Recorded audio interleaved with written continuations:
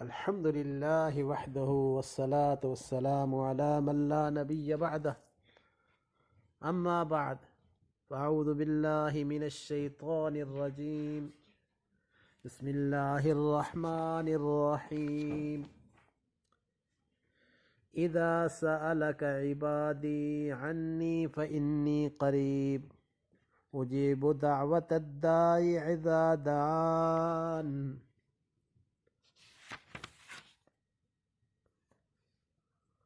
اللہ سبحانہ وتعالی من علينا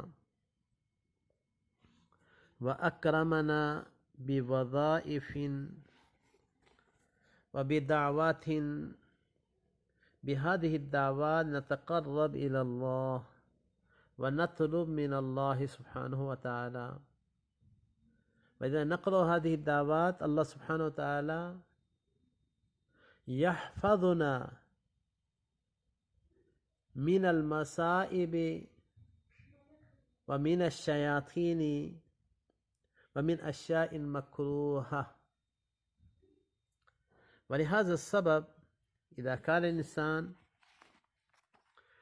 يستيقظ صباحا أو في أي وقت يستيقظ من نومه يقول الحمد لله الذي أحيانا بعدما أماتنا وإليه النشور.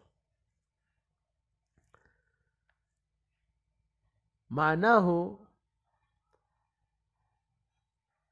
في هذه الدعاء إشارة إلى هذه الجهة. نحن نشكر الله سبحانه وتعالى، هو أحيانا بعد موتنا، لهذا السبب النوم مثل الموت. ومع ذلك كثير من الناس ينامون لا يستيقظون، ينامون ويموتون في نومهم. ولهذا السبب الإنسان عندما قرأ الحمد لله الذي أحيانا بعدما أماتنا وإليه النشور، مع ذلك ذكر وإليه النشور. إذا أنا الآن موجود ولكن سأموت ثم أحشر إلى الله سبحانه وتعالى. وهذا الإنسان الذي قرأ هذه الدعاء وعرف أن حياتي بأمر الله سبحانه وتعالى، كيف يقضي يومه، كيف يقضي أيامه، يقضي بفكر وبهم وبإطاعة الله وإطاعة الرسول صلى الله عليه وسلم. وعندما الإنسان يهتم إطاعة الله وإطاعة رسوله، هذا الإنسان يكون فائزا لا يكون خاسرا.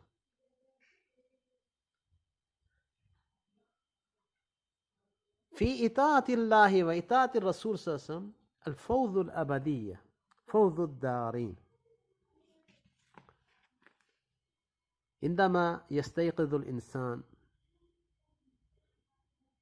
يأتي عنده ملك والشيطان.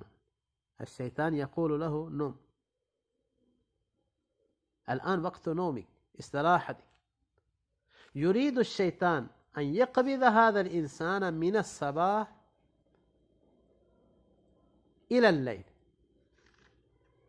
الملك يشيره، أي قم بإذن الله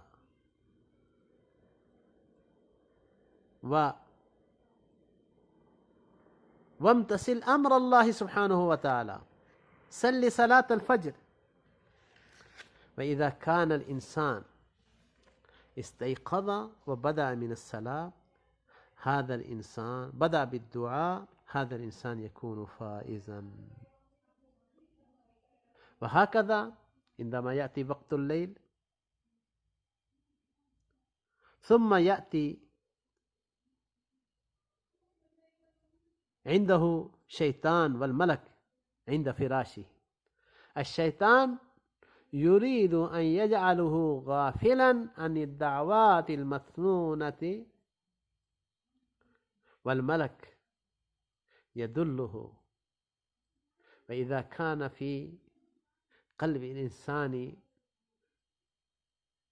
الحسنات هذا الإنسان يطيع الملك، فإلا يطيع الشيطان. الرسول صلى الله عليه وسلم أيضا علمنا إذا نحن نسبح نقرأ هذه الدعاء: اللهم بك أصبحنا وبك أمسينا وبك نحيا وبك نموت وإليك النشور. إذا نحن نتفكر في هذه في هذه الألفاظ، الله سبحانه وتعالى جعل فيه المعاني كثيرة، وعرفنا الله سبحانه وتعالى أقامنا من نومنا وأعطانا هذا اليوم أيضا آية من آيات الله سبحانه وتعالى. قل أرأيتم إن جعل الله عليكم الليل سرمدا إلى يوم القيامة من إله غير الله يأتيكم بضياء. سورة القصص. ولهذا السبب نحن عرفنا اليوم يوم الله والليل ليل الله، الله الذي جعل الليل وجعل النهار. ولهذا السبب نحن نقول اللهم بك أصبحنا وبك أمسينا وبك نحيا وبك نموت. حتى في وقت المساء اللهم بك أمسينا وبك أصبحنا وبك نحيا وبك نموت. هذا الإنسان الذي يهتم بهذه الدعوات لا يكون غافلا عن الله سبحانه وتعالى، لا يكون غافلا عن ذكر الله سبحانه وتعالى. ولهذا نحن نختم هذه الدعوات، وأيضا نجعل البيئة في بيوتنا حتى أولادنا وصغارنا وكبارنا ورجالنا ونساؤنا في بيوتنا يهتمون هذه الدعوات، تأتي البركة في بيوتنا والشياطين يخرجون من بيوتنا. الله سبحانه وتعالى يرحم علينا، وآخر الدعوانا الحمد لله رب العالمين.